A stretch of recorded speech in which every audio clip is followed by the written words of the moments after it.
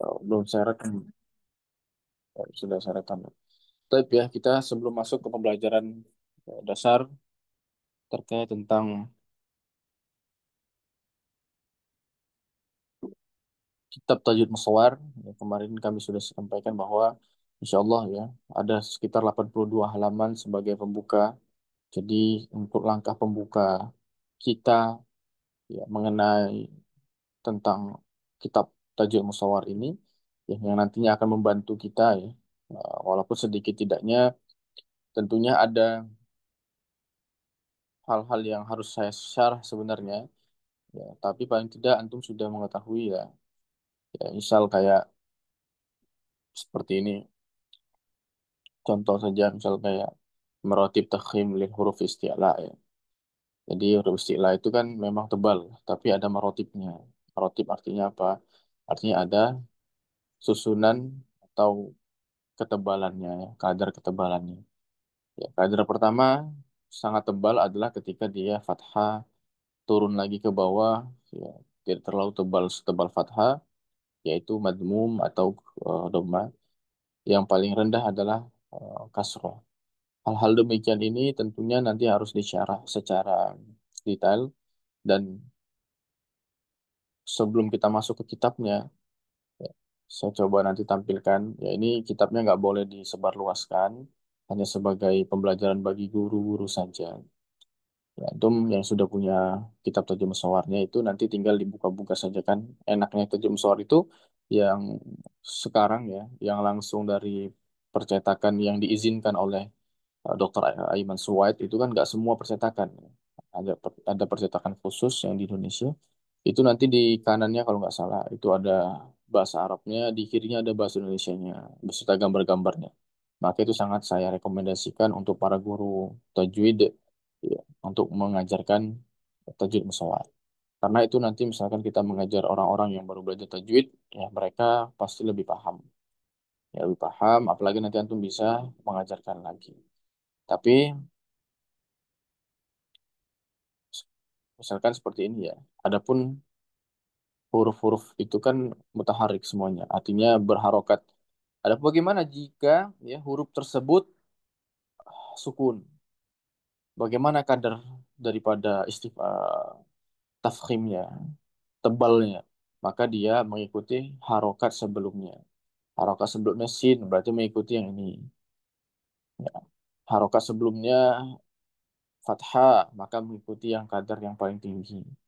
Harokat sebelumnya doma maka mengikuti yang madmum. Jadi ada sekitar 4 cara baca atau marotib tafkhim. Yang di sini tentunya tidak disebutkan yang nomor 4, tapi paling tidak kita bisa memberi nomor 4 di sini. Artinya apa? Artinya misalkan kita mau mengetahui kadar daripada ketika huruf itu disukunkan, maka cukup kita lihat yang di atasnya. Jadi seorang Syekh Dr. Mahir Munajjid, ya, rahimahullah, ya, bahkan beliau itu ketika ya, ada yang namanya tafkhim nisbi. Ya, jadi tahfidz nisbi ini di huruf-huruf tertentu yang tidak fathah. Misalkan kalau ghairil maghdubi itu kan tebal ya. Nah, misalkan sebelum gha ini itu adalah huruf kasroh, maka itu tafkhim nisbi namanya. Tapi ini tidak masyhur di kalangan ulama. Tidak semua membahas ini dengan tafkhim nisbi. Ya, marotib saja. Tapi bolehlah kita pakai yang beliau pakai ya. Jadi mirro, mirrofa, mirrofa. Kalau kalau dia fathah mil, kalau tipis mirrofa. Ya, jadi tidak setebal huruf istilah yang ya yang namanya tafkhim nisbi. Jadi memang seperti itu yang para alim ulama ter, ini kan sifatnya masuk kepada sifat arudiyah atau sifat tahsiniyah. Ya, jadi sifat yang pasti di situ ada ikhtilafnya. Ya, pasti di situ ada ikhtilafnya. Jadi itu adalah sebuah kewajaran. Jadi kalau masih pemula nggak usah masuk ke Ustadz, Syekh ini mengatakan seperti ini, Syekh itu kok seperti ini dan sebagainya. Itu adalah sifat tahsiniyah. Ya. Arti sifat tahsiniyah ini adalah sifat yang dia sifatnya adalah ada sebab musababnya.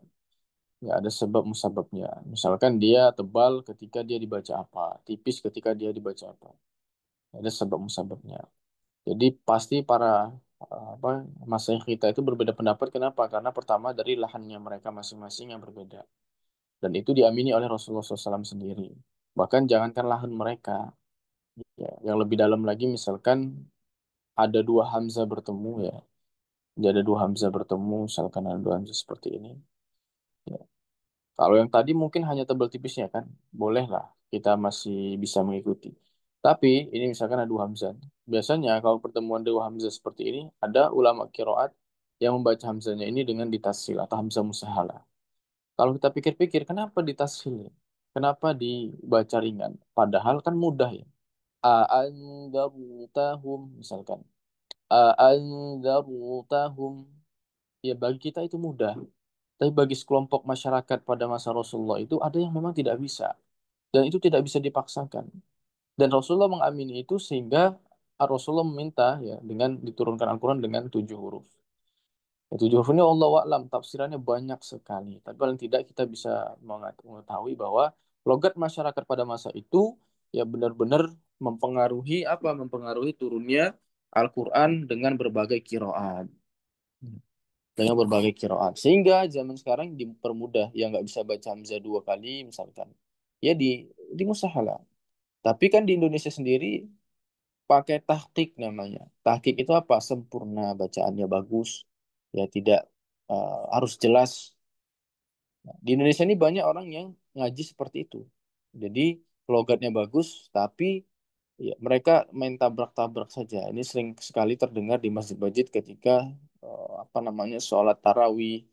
Ya bacaannya kan 23 rakaat misalkan. Bacaannya Masya Allah kencangnya. Alhamdulillah tabrak-tabrak semuanya. Ini nanti kita akan berbicara di Tajwid Musawar. Itu hukumnya haram mutlak. Ya, nah, nanti kita berbicara lagi ya. Jangan terlalu jauh dulu. Ininya seperti itu ya. Jadi kita penting sekali nanti saya akan jelaskan dengan dua kitab sekaligus. Namun tentunya nanti ketika pemberian sanad kita akan khataman dengan kitab Tajwid Musawar yang antum beli itu. Ya, jadi ini sebagai acuan mustalahnya saja yang saya targetkan insya Allah selesai dalam waktu mungkin ya maksimal banget itu 2 bulan. Ya ini hanya mustalah saja ya, hanya sebagai pengantar saja, ya sebagai kitab yang ringan untuk antum jadi nanti tahu. Ketika sudah masuk ke tajwid musawarnya, pemahamannya insya Allah sudah bagus, sudah banyak pahamnya. Baik, ya kita masuk ke makna tajwid. Ya mungkin di pekan ini kita masih nyantai. Di pekan di pekan-pekan selanjutnya nanti kita akan lumayan banyak prakteknya. Ini masih materi-materinya nanti ketika banyak prakteknya. Ya saya minta untuk yang ikhwan semuanya on cam. Adapun yang akhwat ya silahkan off cam. Hanya mempraktekkan melalui suara saja. Ya kira-kira seperti itu. Oke, kita mau sebelum masuk lebih dalam, ya, sebelum masuk lebih dalam, maka kita harus mengetahui dulu makna tahsin. Ya, makna tahsin. Kalau antum belajar tentang Jazariyah, ya, Tufah, jadi semakin banyak antum misalkan mendalami, bukan hanya sekedar belajar, tapi belajar yang benar-benar paham, gitu loh. Bukan hanya sekedar misalkan ikut kelas ini gitu ya, ikut kelas itu, tapi tidak paham. Hanya untuk ya dipelajari saja. Nah ini jangan sampai demikian. Ya, jangan sampai demikian. Harus benar-benar harus benar-benar memahami secara detail. Ya, jadi misalkan lah, antum memaknai tahsin, mungkin kalau misalkan belum pernah belajar yang gimana-gimana, pasti akan memaknai, ya, memperbagus bacaan, seperti itu ya. Atau hanya sekedar jawada yujawidu, tajwidan, misalkan.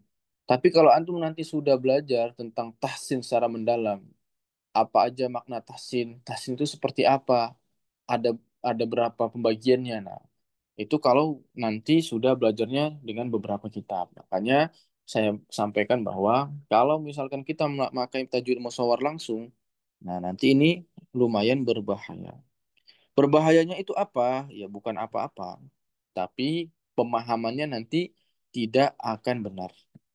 Ya, kenapa saya sampaikan tidak akan benar? Ya, karena kalau misalkan kita belajar tajwid, itu tidak bisa langsung dari kitabnya. Saya selalu berkata kepada teman-teman bahwa misalkan seperti ini ya, antum misalkan cuma bisa bahasa Arab. Ya, contohnya lah ya, contohnya mudahnya adalah sofir itu. Ya, kenapa? Karena mohon maaf ya teman-teman yang pakai metode A, B, C dan lain sebagainya itu kan ada yang memang baca Al-Qur'an seperti itu ya. Jadi ketika mencucu itu dia benar-benar disiulkan gitu. Ya, saya dulu awal-awal datang ke satu tempat yang saya bacaannya nggak pernah saya dengar. Saya lagi ke syekh ini, ke syekh itu, ke guru ini, guru itu, saya nggak pernah dengar bacaan itu. Ya, lalu dibaca dengan mensiulkan shotnya. Pokoknya harus harus mencuci walaupun sonya itu fathah ataupun kasroh. Pokoknya harus sambil apa namanya? Harus sambil siul. Ya. Nah, ini yang tentunya nanti akan mempengaruhi. Jadi nggak cukup ya, tidak cukup kita hanya bisa sebatas materi saja. Ya, tidak bisa. Nah, adapun makna tahsin ini paling rendah-rendahnya. Ya, dimaksud dengan tahsin itu paling rendah-rendahnya yang diaminkan oleh dokter eh, Swaid. Nanti misalkan kita belajar Jazari beda lagi. Nanti belajar Tufa beda lagi. Ya, tapi paling tidak menurut Dr. Aiman Swaid, ya beliau mengatakan bahwa yang pertama yang dimaksud dengan tahsin itu apa? Bentar. Maka beliau mengatakan adalah nutqu sahih lil hurufil arabiyah. Ya. Lalu yang kedua beliau mengatakan adalah ya, makhraj ya dan sifat zatiyah. Ya. Jadi sifat zatiyah yang kedua. Lalu yang ketiga sifat ardiyah. Adapun yang selanjutnya adalah terkait tentang hukum-hukum tajwid yang lainnya ya, secara umum lah. Tapi paling tidak ya kita mengetahui di sini ada tiga yang beliau maksud. Ya. Ada tiga yang beliau maksud yang nanti akan kita perdalam. Jadi seseorang ketika ingin mempraktekkan atau belajar Al-Quran dan lain sebagainya, banyak orang-orang yang akhirnya membuat metode-metode sendiri. Ya. Karena saya sebelum apa namanya sebelum masih dulu awal-awal belajar Al-Quran, ya, sering memegang anak-anak. Ya, jadi ada metode-metode yang wallahu alam ya bagaimana ceritanya. Itu anak usia 3 sampai 5 tahun itu ada yang dia memang tanpa bisa baca Al-Quran tapi sudah hafal Quran. Ya, jadi ini keresahan saya ya. Pada saat itu saya diangkat menjadi kepala sekolah. Keresahan saya yang akhirnya saya ubah sedikit demi sedikit. Ya, ini metodenya dari Mesir. Allah alam ya. Karena pada menggunakan metode ini juga ada yang bagus. Tapi paling tidak yang di sini kebetulan yang saya lihat itu 90%-nya hancur semua. Ya, jadi ada anak 3 sampai 5 tahun itu sudah hafal 5 juz ya. Jadi ketika saya masuk sudah hafal 5 juz. Ya, saya terkejut juga.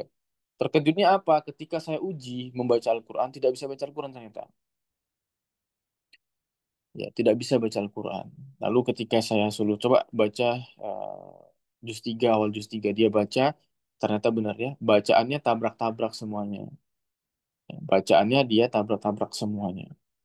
Ini harus hati-hati. Tapi di balik itu ada juga ya seorang anak yang sama yang saya juga ngajar di sekolah yang lain, yang sampai di saat ini anak tersebut sudah masuk ke apa Tahfidz Indonesia itu loh. Sama di 3 dan 5 tahun juga sama, tapi dia sudah bisa baca Al-Quran. Jadi orang tuanya itu mengejar bacaan Al-Quran dan lain sebagainya. Artinya bacaan Al-Quran ini apa? Yang dikejar orang tuanya adalah tadi, tiga sifat di awal.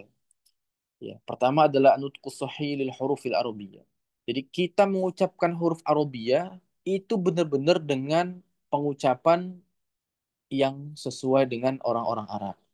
Bagaimana tebalnya orang Arab, ya nanti kita pelajari. Bagaimana tipisnya mereka, ya. Bagaimana ketika mereka mengucapkan huruf-huruf yang doma, yang kasro, yang fathah, dan lain sebagainya. Nah, ini penting sekali. Ya, saya sampaikan ngafal Quran itu mudah. Yang susah itu adalah melafalkan dengan baik. Ya. Selanjutnya, selanjutnya ada yang namanya sifat zatiyah. Jadi misalkan seorang anak itu sudah diajarkan ya, kita ingin belajar memperbaiki bacaan, maka yang pertama kali kita pelajari adalah tadi. Kita harus benar dulu makhraj hurufnya, ya, sesuai, ya. Harus benar-benar memahami makhrajnya dari mana. Makanya orang-orang yang talaki privat ke saya, yang privat ke saya, pasti saya katakan bahwa antum bacanya jangan pakai yang tadwir atau pakai yang hadir, pakai tahqiq. Tahqiq itu apa? Tahqiq itu bacanya pelan-pelan, ya. Pelan-pelan, hak mustahaknya benar-benar dilafalkan dengan benar dirasakan. Ya, seperti itulah Rasulullah dulu mendapatkan daripada malaikat Jibril. Ya, kita seakan-akan merasakan, oh seperti ini ya. Karena apa? Karena dulu, ya, sebelum adanya Al-Quran, bahasa Arab sendiri tidak menggunakan tajwid. Maka Rasulullah menyatakan, Inna Allah yuhibbu ayakurah hadal Quran kama unzil. Sungguhnya Allah Subhanahu wa taala mencintai orang-orang yang membaca Al-Quran sebagaimana Al-Quran tersebut diturunkan. Ya, bagaimana Al-Quran tersebut diturunkan. Maka ini yang paling penting. Jadi kita harus hati-hati. Ya, tidak boleh main tabrak-tabrak dan lain sebagainya. Baik. Paling tidak, ya kita sudah mengetahui bahwa, oh, saya harus menekankan huruf-huruf Arabiyahnya. Ya, misalkan lah ya, misalkan lah kita mengucapkan huruf dot. Ini adalah huruf yang paling susah. Bahkan Rasulullah SAW, ya, yang paling sempurna baca dotnya. Selain beliau pasti nggak sesempurna itu dan lain sebagainya. Tapi tentu kita harus belajar mendalami. Ya bukan langsung, ah karena Rasulullah yang paling bagus, saya sudah seperti ini aja. Yang tidak seperti itu. Kita memaksimalkan semaksimal-maksimalnya. Karena misalkan kita mengetahui makna makhraj, ya, adalah bentuk jamak dari makhraj, yang berarti tempat keluar. Jadi makhraj yang diartikan dalam ilmu tajwid itu adalah tempat-tempat, atau makhraj itu adalah tempat-tempat keluar. Sedangkan huruf itu adalah jamak dari al-harfu. Secara bahasa berarti ujung sesuatu. Yang secara istilah bermakna suara yang keluar dari tempat keluar. Artinya seperti ini ya, asatidz wal asatidzah di belakang Allah Subhanahu wa taala.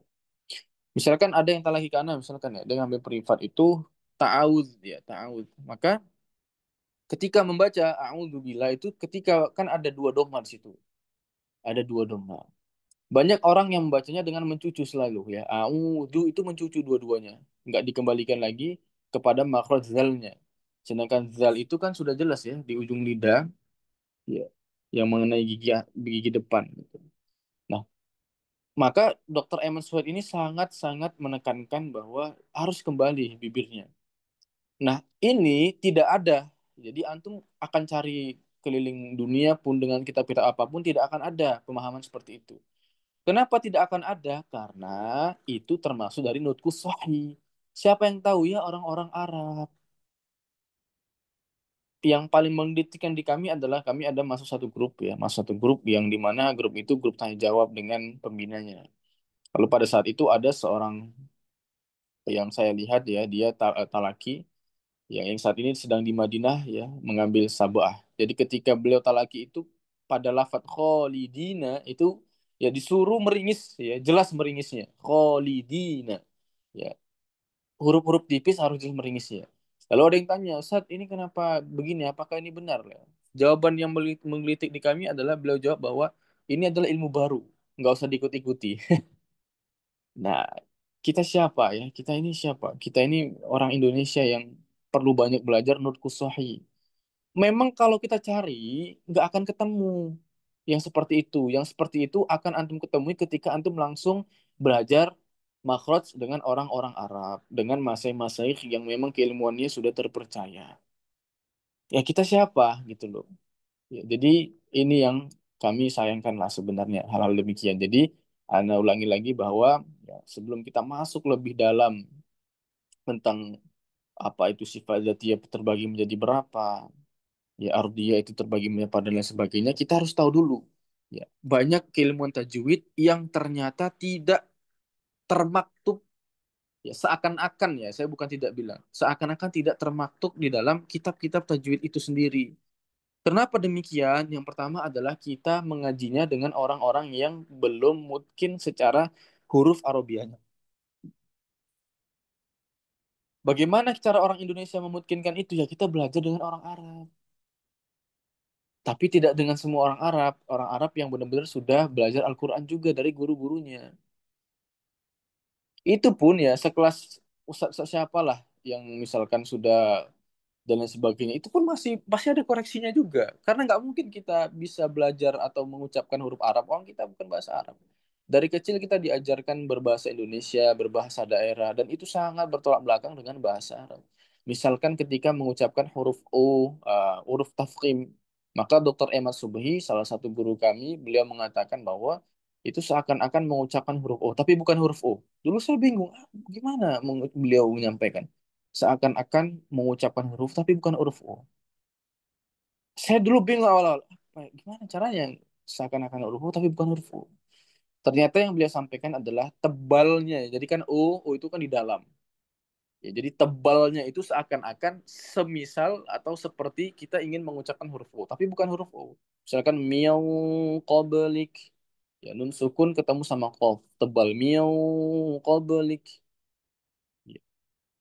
Lalu misalkan kita mengucapkan huruf istifal, maka beliau sampaikan bahwa ya kita langsung kepada huruf-huruf istilah dan istifalnya dan lain sebagainya. Nah, itu nggak akan ada yang antum ketemu kalau belajarnya tidak dengan orang Arab. Ya, maka kami sahihnya dari mana ya dari orang-orang Arab belajar. Misalkan salah lagi, tanya lagi. Ini bagaimana saya mengucapkan dan lain sebagainya. Sehingga kita yang misalkan minim keilmuan ini ya, ketika ditanya dan lain sebagainya, minimal ya tidak menyalah-nyalahkan, apalagi menyalahkan ulama-ulama Arab yang sanadnya Masya Allah ya, sangat dekat dengan Rasulullah. Ya. Selanjutnya, misalkan kita sudah selesai, nanti kita bahas tentang Nushahilil Huruf Arabiyah itu bagaimana ya. Ya, pelan-pelan. Insya Allah kan ada waktu sekitar 4 bulan ya untuk menyelesaikan Tajim Musawar. Lalu selanjutnya nanti kita akan membahas juga perbedaan ulama terkait tentang nutku sahilil huruf Arabiyah itu bagaimana sih.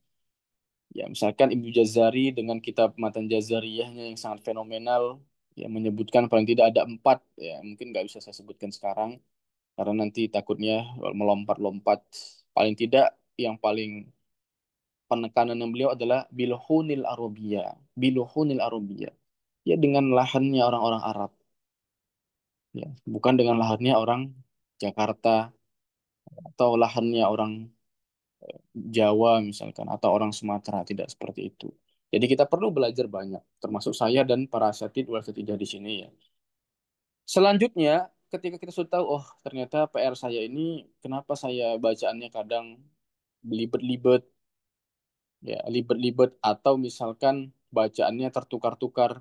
Pertama pasti belum mungkin nutku sahihnya. Iya, itu harus diperbaiki. Selanjutnya, ketika sudah tahu, oh ternyata seperti ini ya, huruf bahasa Arab, kita harus mengetahui sifat dzatiyahnya. Sifat dzatiyah itu apa? Sifat yang pasti ada pada huruf tersebut. Sifat yang menempel pada huruf tersebut. Ya, sifat yang menempel pada huruf tersebut. Nah, ini nanti ada banyak. Ya, nanti ada yang bertolak belakang sifatnya, ada yang tidak bertolak belakang, dan lain sebagainya yang nanti akan kita syarah. Ya, ini kitab mukhtasornya.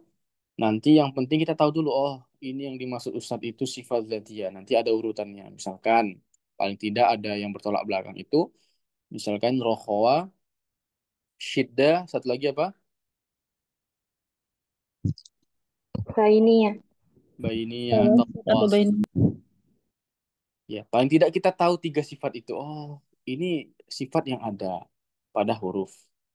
Lalu ada lagi nanti sifat-sifat yang tidak bertolak belakang. Tapi paling tidak kita di awal tahu dulu. Ya, kenapa? Saya selalu mengajarkan kepada beberapa teman-teman seperjuangan bahwa kita ini ketika mengajari tajwid, janganlah keras-keras. Jangan terlalu menekankan yang bagaimana-bagaimana. Apalagi misalkan orang yang baru belajar Al-Quran. Di sini antum mungkin sudah ada yang belajar. Sudah sampai halaman berapa. Atau mungkin sudah ada yang khatam Tufa dan Jazari. Tapi ya, ada disclaimer dulu. Yang sudah hafal Tufa dan Jazari bisa langsung setoran. Ya, bisa langsung setoran. Baik itu pakai VN atau nanti bisa langsung live. Nah, nanti di chat aja adminnya ya. Saja masyuannya ya. Nanti di chat aja, minta tolong sama Ustazah biar nanti dijadwalkan.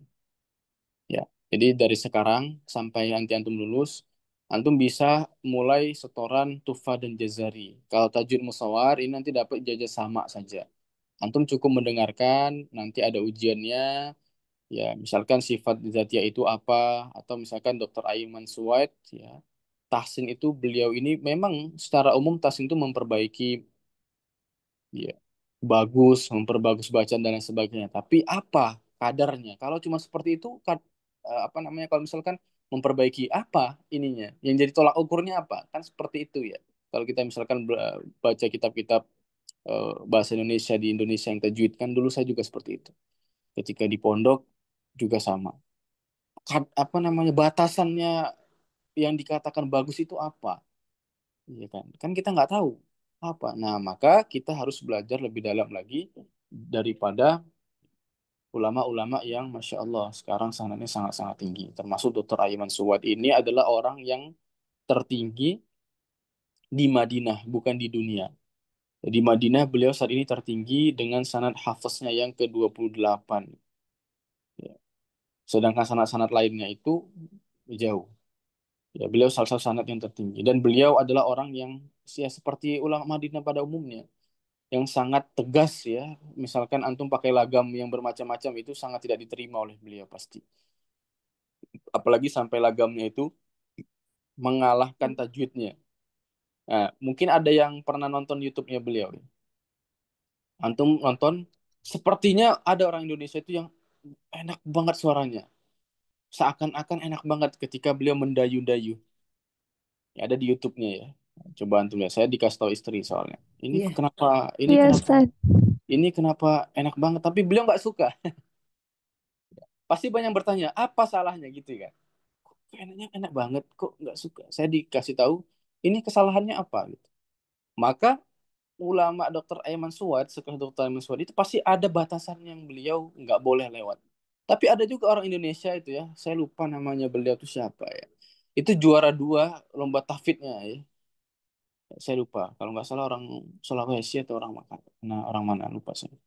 Itu bagaimana? Ya bacaannya beliau tidak mendayu-dayu yang antum kalau dengar bacaan yang juara dua itu, ya, coba cari di YouTube. Itu tidak seperti yang di Indonesia yang Alhamdulillah ya pakai gitu-gitu enggak. Kenapa seperti itu? Jadi itu adalah pertanyaan betul. Sedangkan di Indonesia misalkan saya kan dulunya kalau bahasanya orang-orang yang suka tanding itu MHQ, saya atlet MHQ dulu. Ya, termasuk salah satu atlet MHQ baik di Medan maupun di Malang ya. Saya beberapa kali juara di Medan itu dan beberapa kali juara di Malang. Yang saya pakai dulu ya, setiap misalkan ditanya sama apa lomba hafalan Quran itu misalkan ditanya oleh guru jurinya. Jadi satu ayat itu saya pakai lagam beda-beda. Ya, pakai pakai Bayati, ada pakai Ros, saya ganti-ganti. Makanya itu yang membuat saya juara. Tapi kalau di depan Dr. Emil Sweat pasti nggak ada gunanya. Kenapa? Kalau antum yang pertama kadernya batasan tadi yang pertama adalah tadi nutku sahih huruf Arabi. Yang kedua sifat zatianya. Makanya yang juara-juara di beliau itu tidak ada yang seperti itu. Atau ketika yang tasin di beliau itu tidak ada yang seperti itu. Kenapa demikian? Karena penekannya di tiga ini. Jadi nanti nanti kita akan perdalam apa itu nutku sahih huruf Arabi ya. Bagaimana tebal tipisnya dan sebagainya. Sifat dzatiyah yang selalu melekat itu bagaimana, ketika dia sukun bagaimana dan lain sebagainya. Lalu sifat tahsinnya itu bagaimana? Ya misalkan yang sukun ketemu sama ba, ada yang mengatakan dengan furja, ada yang tidak dengan furja dan lain sebagainya. Nanti saya compare dengan beberapa matan-matan atau mutun-mutun Jazari dan Tufah sedikit-sedikit. Ya biar nanti keilmuannya meluas. Tapi paling tidak kalau antum lihat kenapa Dokter Aiman Sued seperti itu, ini sudah antum dapat jawabannya. Karena apa? Karena pasti dia hanya mengedepankan suaranya saja. Adapun sifat zatiyah, sifat aludiyah ini yang sangat-sangat jauh daripada kadar yang sudah ditentukan oleh Dr. Aiman Sued oleh guru-gurunya. Apalagi ulama-ulama Saudi ini terkenal dengan ketegasannya. Kalau nggak boleh ya nggak boleh. Ya nggak boleh ya nggak boleh. Kalau boleh boleh, kalau nggak boleh. Adapun misalkan atau kalau kita lihat di Indonesia ini kebalikannya. Suaranya enak, masya Allah ya. Disuruh imam pasti ya, pasti seperti itu imam semua dan lain sebagainya. Walaupun bacaannya sifat ardiyahnya, sifat datiyahnya beliau nggak tahu, ditanya nggak tahu, tapi yang penting enak suaranya dan di Indonesia ini akan dipakai sebagai apa? Sebagai orang yang diidam-idamkan. Selanjutnya, asati wasatidah yang dimuliakan Allah Subhanahu wa taala. Ya, Ustaz, saya ingin tahu dulu Ustaz, misalkan bahwa makna daripada tahsin yang sebenarnya itu berasal dari apa sih sebenarnya? Maka makna tahsin yang sebenarnya itu berasal daripada ucapan atau kalam daripada Imam Ali karramallahu wajhah. Jadi ketika beliau ditanya tentang waratil Qur'an tartila itu apa? Beliau menjawab tajwidul huruf wa ma'rifatul hukum. Nah, ini nanti ulama-ulama beda lagi mensyarahnya. Ibnu Jazari beda mensyarahnya. Ya, Dr. Aiman juga berbeda mensyarahnya. Paling tidak syarahnya ini nanti bisa kita ketemuin di makna-makna tasin itu. Coba dicek kitabnya ya. Coba kita nanti akan lihat. Kebetulan saya ada berbahasa Arabnya. Nanti antum yang sudah bahasa Indonesianya bisa dicek di situ. Ada macam-macam tahsin. Ya, jadi tahsin itu terbagi jadi berapa. Terus keharuman dalam tahsin itu apa saja. Nah, itu ada semuanya. Ya. Seperti ini nanti haram, misalkan mengubah-ubah huruf dari huruf H menjadi H. Nah, itu termasuk yang mutlak keharumannya dan lain sebagainya. Nah, ini tentunya kita perlu ya sebelum mendalami hal demikian kita harus tahu dulu. Jadi misalkan ada yang baru belajar, saya jelaskan tentang tajwidul huruf itu apa, ya mentajwidkan huruf. Apa tajwid hurufnya tadi? Jadi makna tasin dan tajwid itu sama. Ya paling tidak bagi Dokter Aiman Suwad itu terbagi menjadi tiga. Apa saja? Ayo, apa aja tadi? Yang pertama, للحروف العربية Nutqul sahih yang kedua, bil Arabiyah. Sifat dzatiyah wal Sifat Arabiyah. dzatiyah nah, wal itu harus Arabiyah. mungkin ya. Itu antum harus mungkin karena nanti antum punya sanad dari kami. Ya, itu harus mungkin. Jadi misalkan antum ditanya, coba misalkan saja Ida Farida, apa yang dimaksud dengan tajwid hurufi yang antum mengajar? Antum bisa menjabarkan ya, menurut Syekh Dr. Aiman Suwaid dalam kitabnya ya, Tajwid Musawar atau dalam Muqtatar Mustaksar atau ringkasan-ringkasan kitab yang lain ada terbagi menjadi tiga. Apa aja? Dijelaskan. Ya, nanti misalkan sudah masuk ke apa namanya masuk ke yang lain. Nah, adapun menurut Ibnu Jazari ada sedikit tambahan. Ya, tambahannya dijelaskan nantilah ya. Kita jangan sekarang. Nanti takutnya nggak fokus satu, malah mecah karena waktu kita masih agak banyak. Jadi saya pengen antum di sini sebagai apa namanya sibuk bekerja, sibuk mengajar dan lain sebagainya. Tapi secara keilmuan itu mungkin itkon. Ya maka lebih bagus sedikit, tapi itu menetap daripada banyak tapi lewat. Pernah nggak belajar tajwid tapi lewat terus, hanya lewat. Waduh, lewat aja nih dan lain sebagainya. Itu karena apa? Karena ya tadi, ya misalkan kami dulu pernah awal-awal mendalami, saya diutus ya dari pondok untuk mengambil sanad Jazari. Itu khataman Jazari hanya 1 hari, ya dari pagi sampai malam. Itu nggak ada yang melekat itu, cuma ngambil sanad aja jadinya. Cuma setoran, habis itu dapet, setelah itu disyarah sama gurunya, ya itu sudah. Kalau tidak ada apa namanya, kalau tidak ada pegangan keilmuan tajwid, misalkan tahqiq itu apa, tajwid itu apa, hadar itu apa, tajwid ya kita nggak tahu. Makanya saya tekankan bahwa di awal ini mungkin nanti kita akan agak lambat sedikit terkait tentang seakan-akan tidak seperti yang antum dapatkan di luar-luar yang cepat banget enggak. Tapi yakinlah ya setelah 4 bulan ini ya 4 bulan ini pasti kemajuan tajwid tidak hanya di praktek. Kalau praktek itu memang nanti kita bahas juga itu memang mutlak wajib ya. Jadi Jazari mengatakan ya, tidaklah saya ketemu sama orang yang bagus bacaannya kecuali apa? Kecuali dia riyadatul lisan. Dia benar-benar melatih lisannya. Dan kami sendiri melatih lisan itu sekitar 10 tahun lebih baru itu pun belum terlalu benar. Ya, belum terlalu benar. Adapun lebihannya ya, kami sudah 15 tahun lebih memondok, 4 tahun selanjutnya dengan talaki dengan masing-masing baru benar. Adapun teman-teman misalkan ya, ini kami juga punya guru-guru yang sampai saat ini masih acap sekali ya bertalaki dengan halako-halako Madinah dan lain sebagainya. Ya, itu sering sekali mereka ini kan dapat mumtaz. Ya. Jadi misalkan ada yang tahu saja aliyah itu ya, saja aliyah itu dapat sanad dari beberapa masyayikh dan sekho itu. Itu beliau selain bagus baca apa bahasa Arabnya, itu juga bagus bacaannya dan itu diakui oleh ulama-ulama Mesir, ulama-ulama Saudi dan lain sebagainya. Orang-orang banyak yang tanya ke beliau gimana caranya, ada yang ngecek-ngecek pribadi gitu ya dan lain sebagainya. Iya tadi. Jadi dulu mustolahnya, ya mustolahnya seperti ini itu mungkin itkon. Iya, mungkin dan itkon. Jadi seperti itu. Kalau misalkan antum langsung belajar langsung banyak, baca buku tajwid langsung banyak dan lain sebagainya, nah itu tidak sangat disarankan. Untuk riyadhah tulisan itu wajib setiap hari. Makanya riyadhah tulisan itu antum tekankan di mana? Ketika kita masuk kepada an-nutqus shahih tadi. Ketika belajar nutqus shahih itu wajib mengulang-ulang terus. Ya, selain wajib mengulang-ulang juga nanti ada latihannya. Nanti kami coba akan mengirimkan link ya, link Dr. Aiman Suwad ya, huruf-huruf yang beliau bacakan. Adapun nanti Al-Fatihah, nanti kita lihat videonya beliau yang akan kami perlambat. Ya, nanti setelah mungkin pertemuan selanjutnya kita akan melihat bagaimana beliau membaca Al-Fatihah. Mungkin bagi sebagian orang gak enak suaranya ya Ustaz. Saya sering santai seperti itu. Gak enak suaranya beliau. Karena yang beliau tekankan itu bukan suara.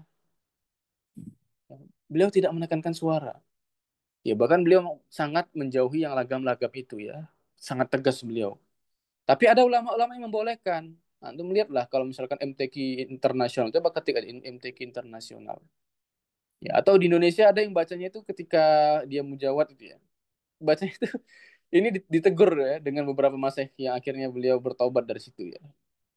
Ini ulama dari Aceh, misalkan ada orang dari Aceh di sini. Beliau bacanya itu kan ini kan Al-Haqqah.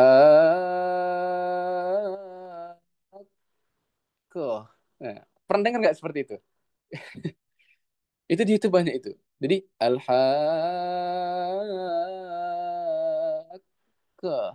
Pernah nggak dengar seperti itu? Ya, itu di YouTube banyak itu. Itu sangat banyak itu. Dan itu di mohon maaf ya, itu di sebagian Sumatera itu beliau tuh diundang-undang terus di mana-mana. Sampai akhirnya ada yang speak up. Ada masa yang di Indonesia saya nggak sebut lah itu pernah ribut mereka. Jadi speak up tentang ini nggak ada ya. Saya belajar di Saudi, saya belajar ulum tafsir katanya. Nggak ada saya tak satu pun tahu ada yang baca seperti itu. Akhirnya beliau tidak pernah baca seperti itu lagi. Ya, nah ini yang perlu kita pahami. Apalagi di Indonesia ini yang penting suaranya enak, suaranya mendayu-dayu. Wah, itu pasti. Nah, ini antum kalau misalkan punya pesantren dan lain sebagainya, itu boleh. Yang penting tidak sampai melabrak apa? Biluhunil arabiyah, sifat dzatiyah, sifat ardiyah. Ya, seperti itu. Nah, selanjutnya ya, kita akan bahas tentang tartil. Jadi tartil itu tajidul huruf. Kita sudah tahu ya, pembagiannya sudah ada menjadi tiga. Selanjutnya adalah ada yang namanya wa ma'rifatul wukuf. Ma'rifatul wukuf ini kan secara umum artinya adalah mengetahui wakaf dan ibtida yang benar. Ya, wakaf dan ibtida yang benar. Tapi asatid wal asatidah dimulakan Allah Subhanahu wa taala. Kalau kita cuman tahu wakaf dan ibtida yang benar, ini gampang, mudah. Apalagi sekarang ada Al-Quran itu yang memang ada pembatas-pembatasnya. Ya. Tapi bukan itu yang dimaksud oleh Imam Ali karamallahu wajhah. Bukan itu yang dimaksud. Yang dimaksud apa? Nah, ini juga mereka memiliki beberapa perbedaan pendapat. Paling tidak yang saya jelaskan ini yang secara umum adalah kalau misalkan ada di Al-Quran, ya itu di setiap juz itu kan kita biasanya kan misalkan ya, antum baca juz 4. Ketika membaca dengan juz 4,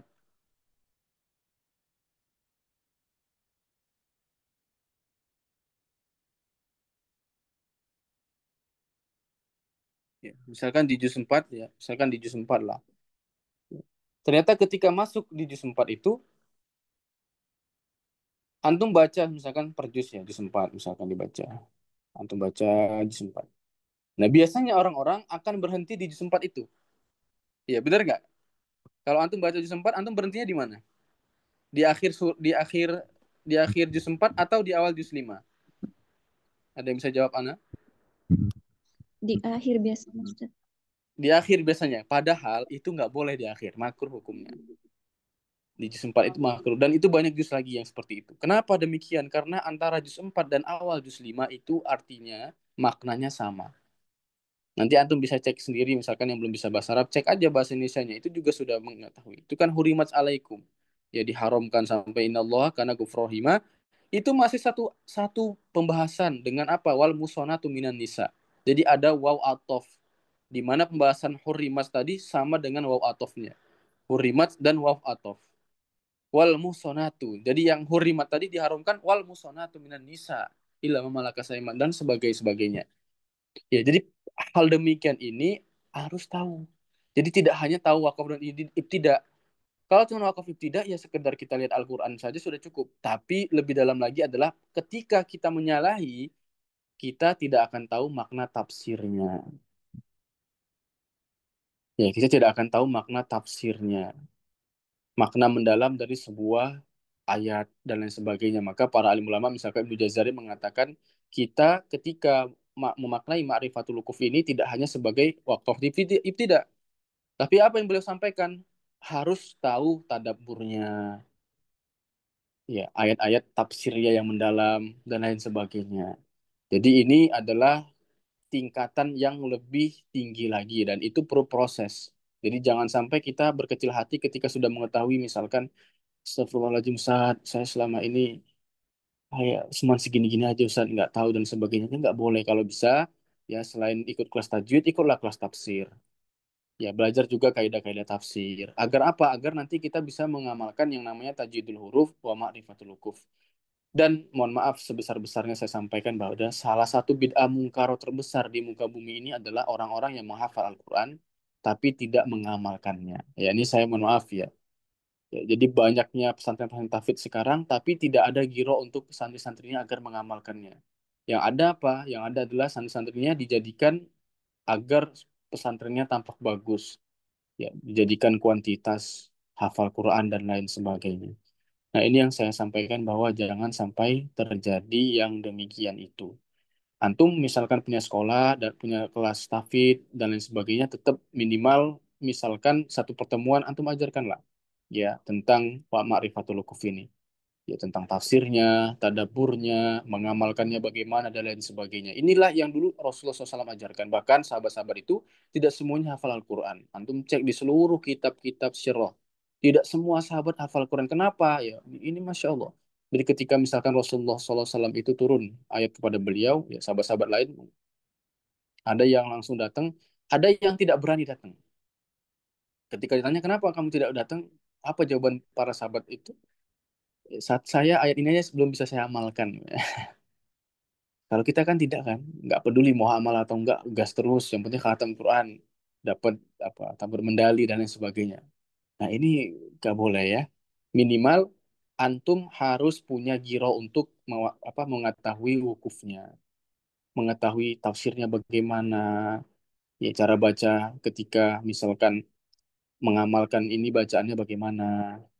Jadi nggak boleh hanya sekedar memperbaiki bacaan saja, tapi harus juga tadabbur plus mengamalkannya. Itulah Al-Quran diturunkan hudal lil muttaqin, hudal linnas tadi jangan sampai dihilangkan. Kalau cuma tajwid aja huruf, lomba-lomba dan sebagainya, ya bukan untuk itu Al-Quran diturunkan. Ya, saya mohon maaf ya menyampaikan seperti itu. Al-Quran bukan seperti itu. Ya, Al-Quran itu diturunkan untuk diamalkan. Ya, selain itu juga dibaca dengan bagus, tapi juga diamalkan. Jadi hati-hati ya. Jadi sangat hati-hati. Jadi beliau minimal secara tajwidul huruf dalam bahasan ini kan kita membahas tajwid. Makanya kita fokus di tiga sifat dalam kitab Tajwid Mushawar. Adapun nanti di kitab yang lain nanti kita akan bahas di syarah awalnya dulu.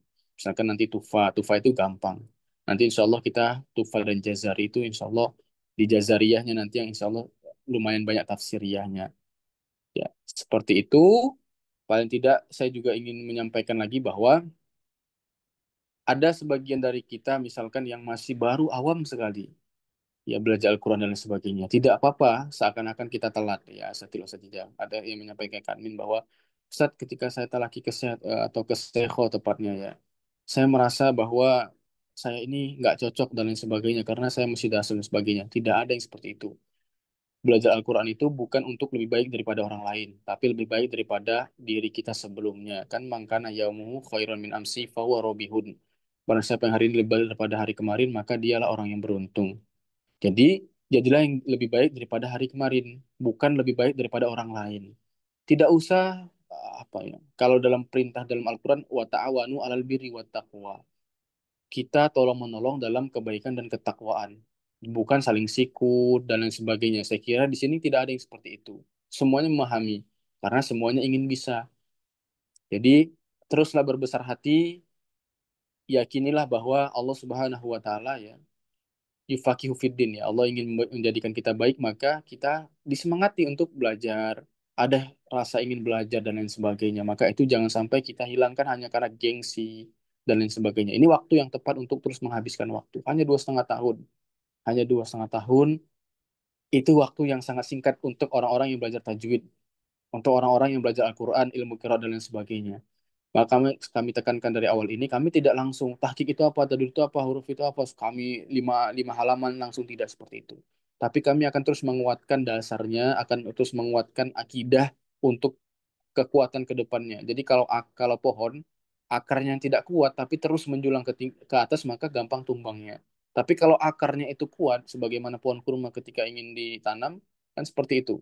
Dia di atasnya ditaruh batu dulu atau ada penutup sampai akarnya dulu yang tumbuh ke bawah, baru nanti ke atas. Jadilah seperti itu. Jangan terbiasa untuk jadi hebat di antara orang lain. Terbiasalah untuk menjadi hebat daripada diri-diri di masa lalu. Mungkin itu yang bisa saya dapat sampaikan di awal ini.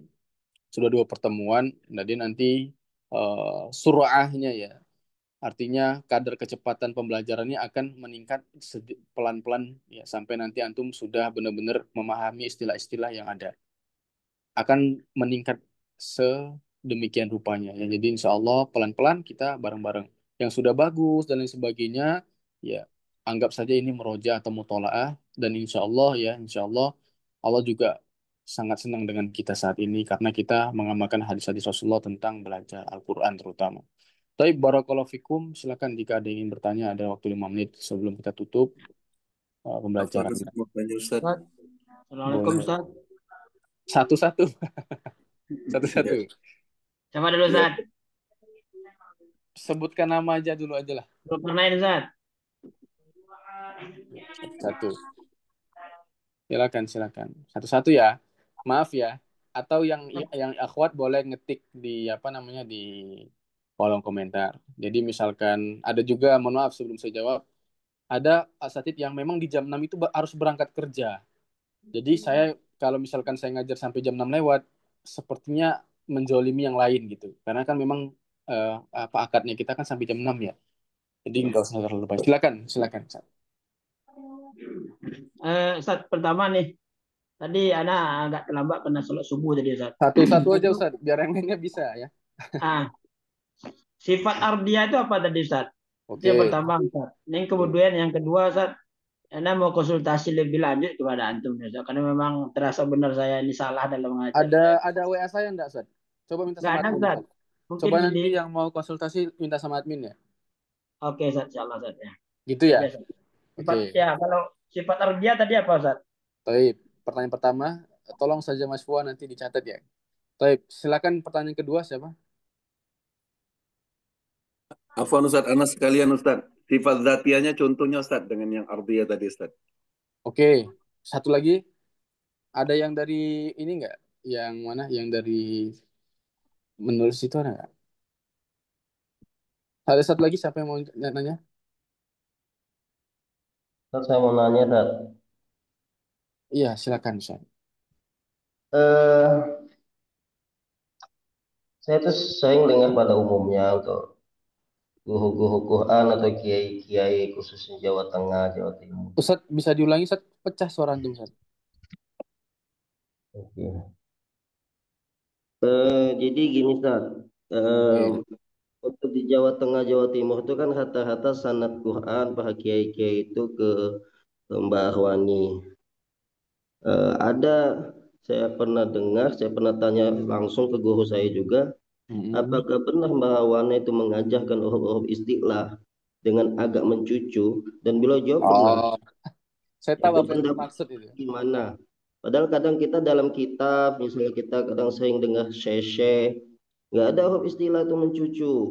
Tapi ini yang apa?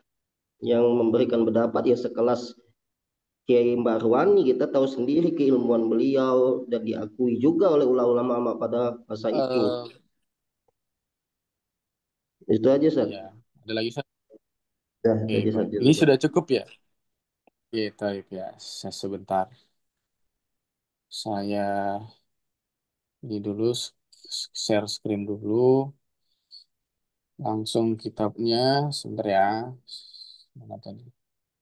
tajam suara. Tapi saya jawab dulu yang Ustadz Beni ya. Saya jawab dulu Ustadz Beni. Jadi Ustadz, ini merupakan hal yang harusnya diluruskan oleh santri-santrinya beliau Ustadz. Termasuk saya ini termasuk ya, saya memiliki sanad ke beliau Ustadz.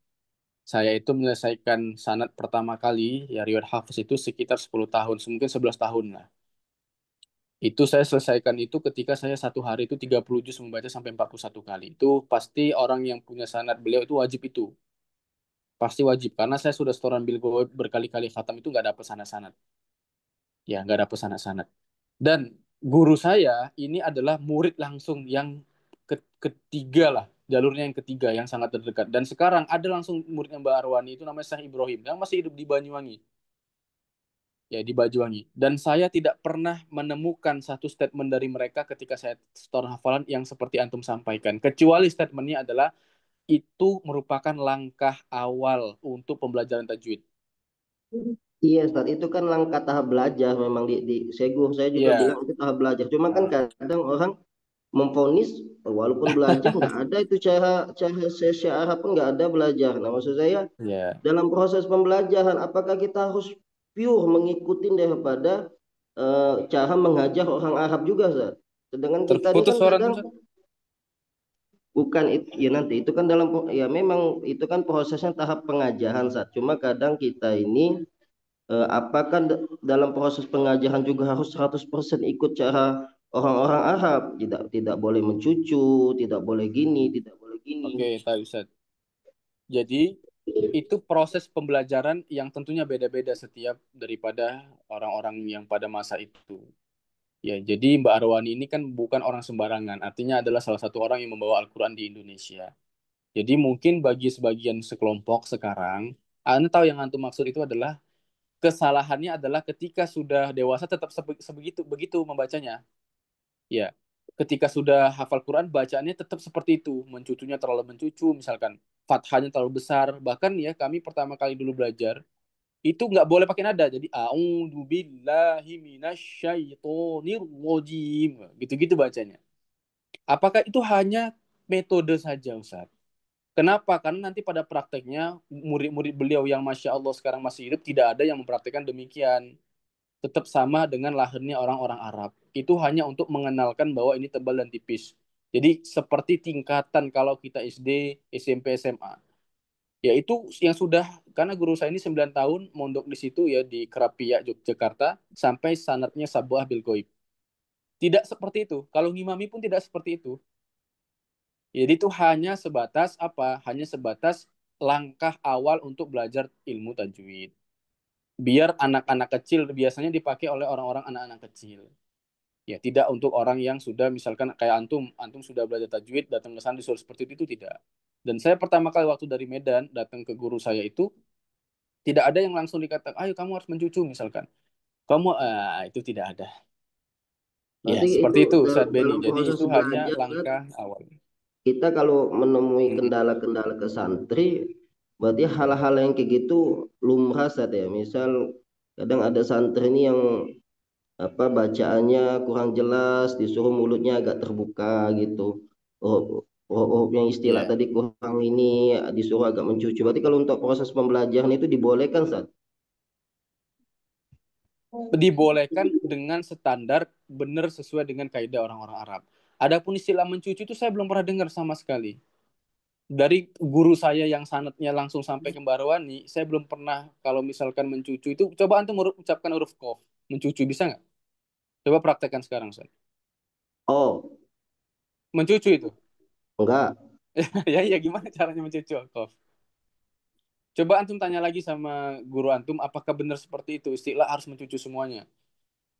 Saya belum pernah mendengar, dan kebetulan sanat saya dengan guru-gurunya yang kerapia itu sampai.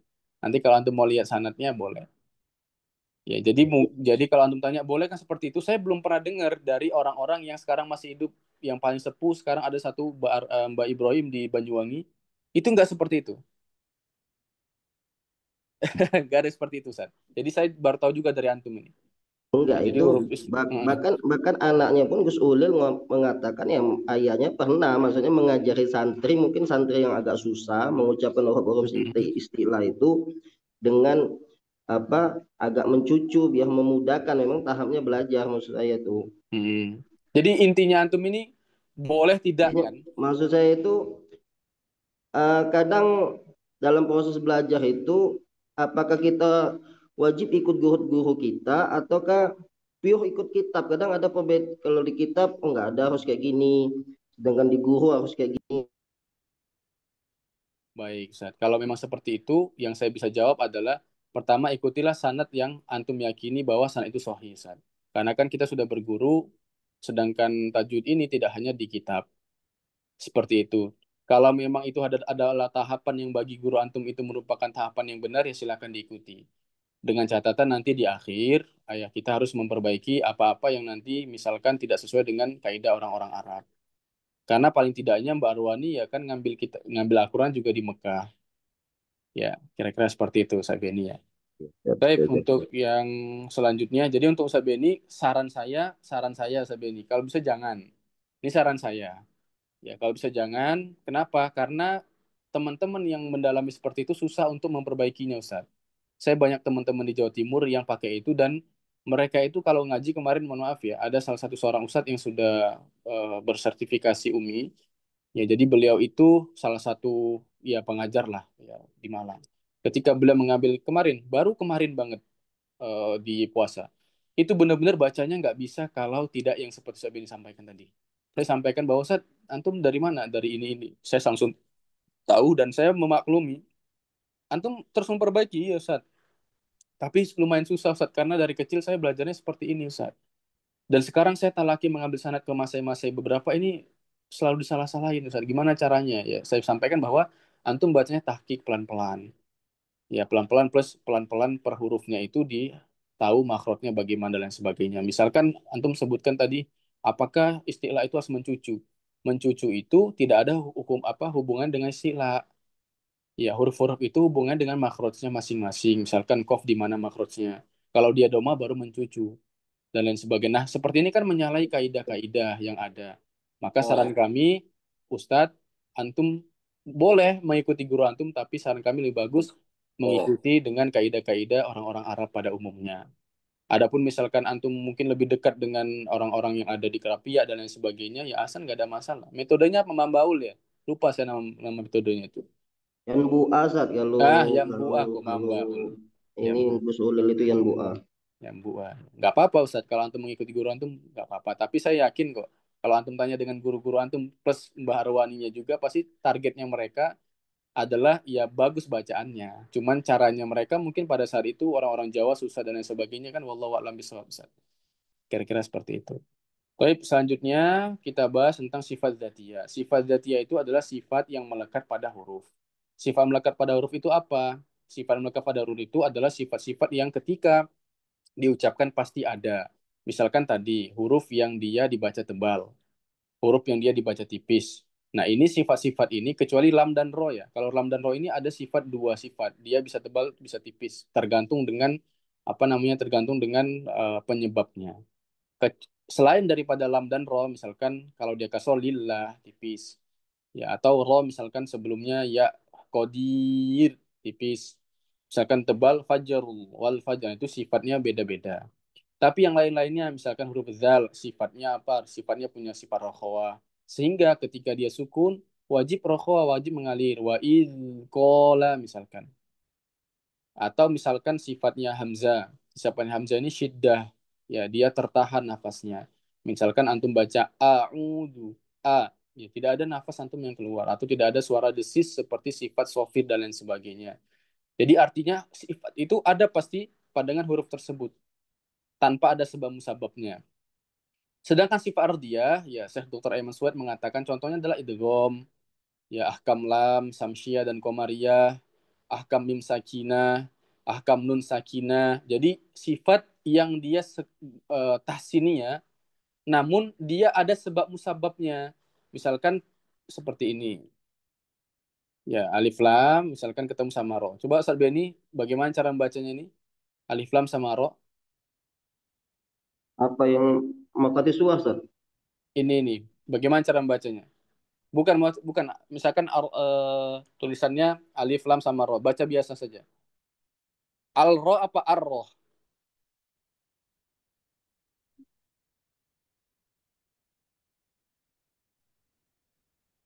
Oh, itu roh tasdid sebenarnya. Iya. Ini termasuk Arroh. apa? Coba yang lain tahu bagaimana cara bacanya? Alif Allah. lam syamsiyah. Alif lam Alif syamsiah, lam Ustaz. samsiah. Nah, ini dia alif lam samsiah ini ada penyebabnya. Kenapa? Kalau ada alif lam dulu atau komaria, kalau ada alif lam dulu, kalau tidak ada alif lam ya tidak ada hukumnya. Itu sifat ardhiyah seperti itu. Iya, dia ada sebabnya dulu. Ya, misalkan mim sukun ketemu sama ba ini apa hukumnya? Ikhfa syafawi.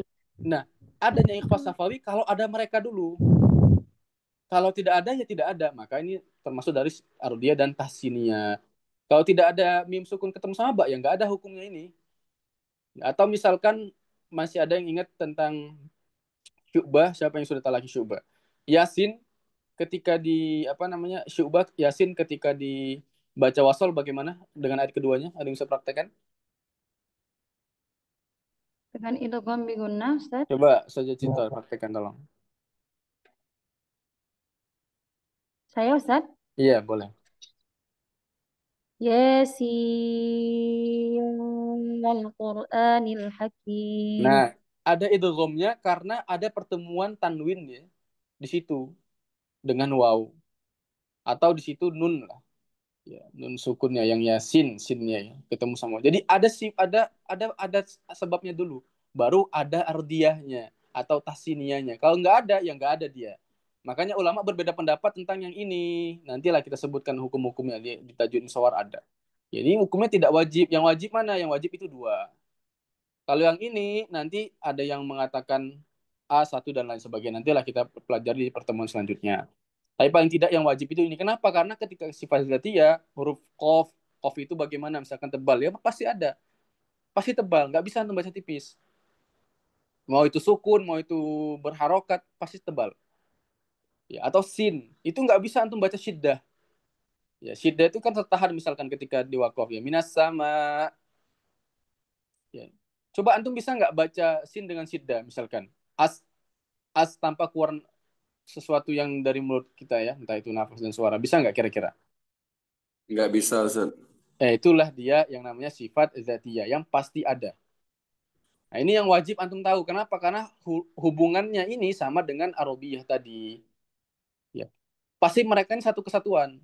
Antum belajar huruf arabiyah, pasti sifat zatiyahnya juga harus tahu.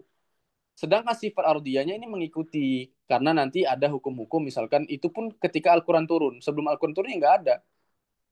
Ya, ketika Al-Quran turun barulah ada hukum-hukum ini. Ada ahkam lam, dibaca seperti ini. Nun sakinah, seperti ini. Izhar itu seperti ini. Dan lain sebagainya. Wallahu a'lam bishawab. Ya, tapi nanti jika ada yang ingin sampaikan lagi, bisa minta nomor anak ke admin ya. Tadi Ustaz siapa? Zulkarnain. Ya, Ustaz. Sudah terjawab Jadi, Ustaz ya? jadi Ardiyahnya. kesimpulannya Ustaz, kalau anak apa yang zatia ini berarti yang seperti rakhawah, hamas, itu Nah, itu ya. dia Ustaz. Oh iya. Benar. Kira-kira seperti itu.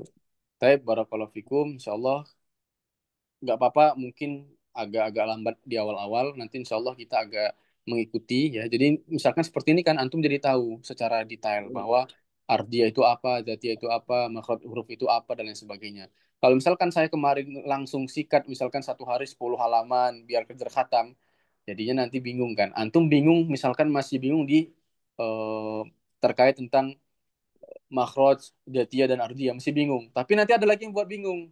Jadi bingung mau nanya yang mana dan lain sebagainya, harus mengerti yang mana dulu. Jadi jangan sampai seperti itu ya. Jadi antum juga mengajar tajwid di mana-mana, biasakan ya temponya pelan-pelan pelan nanti dipercepat di akhir. Agar apa? Agar orang-orang tahu dulu, oh ini yang dimaksud dengan sifat ini sifat dan lain sebagainya.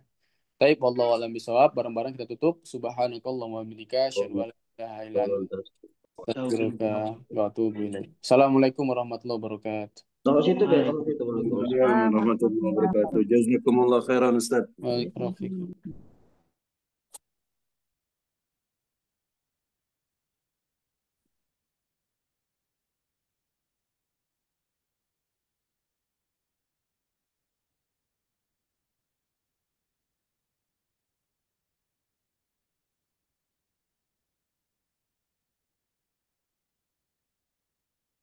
Adek, Dek, celana kakak kemarin begawe mana, Dek?